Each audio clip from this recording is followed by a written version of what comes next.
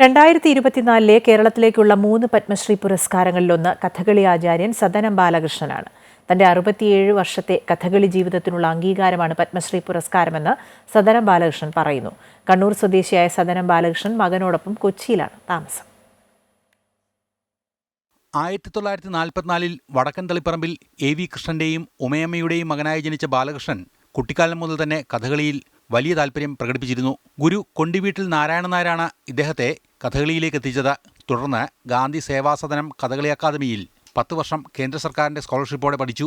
കഥകളിയിലെ കല്ലുവഴി ശൈലിയിൽ അഭ്യസിച്ച ഇദ്ദേഹം പറശ്ശിനിക്കടവ് മുത്തപ്പൻ കഥകളി യോഗം, ഗാന്ധി സേവാസദൻ കഥകളി അക്കാദമി തുടങ്ങിയ സ്ഥാപനങ്ങളിൽ കലാകാരനായും അധ്യാപകനായും പ്രവർത്തിച്ചു. 1974 ഡൽഹി ഇന്റർനാഷണൽ സെന്റർ ഫോർ കഥകളിയിൽ കഥകളി അധ്യാപകനായി ചേർന്ന ഗുരു സദനം ബാലകൃഷ്ണൻ 1980 പ്രിൻസിപ്പലായി. പിന്നീട് 2006 വിരമിച്ചു. അഭിനയം, നൃത്തസംവിധാനം, സംവിധാനം, അധ്യാപനം തുടങ്ങി കഥകളിയുടെ എല്ലാ തലങ്ങളിലും തന്റെ കഴിവ് തെളിയിച്ച ആളാണ് സദനം ബാലകൃഷ്ണൻ.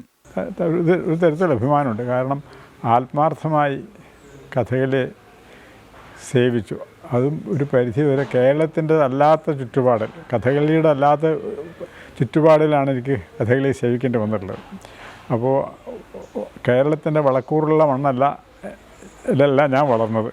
പക്ഷേ അവിടെ ഞാൻ എൻ്റെ മാക്സിമം ഉത്തരവാദിത്തത്തോടുകൂടി കലയോടുള്ള ഒരു കമ്മിറ്റ്മെൻറ്റ്, അർപ്പണബോധത്തോടുകൂടി കലാദേവിയെ സേവിച്ചു.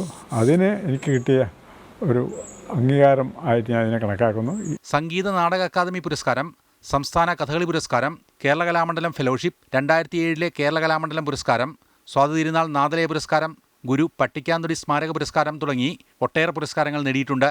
അമൃത ന്യൂസ്, കൊച്ചി.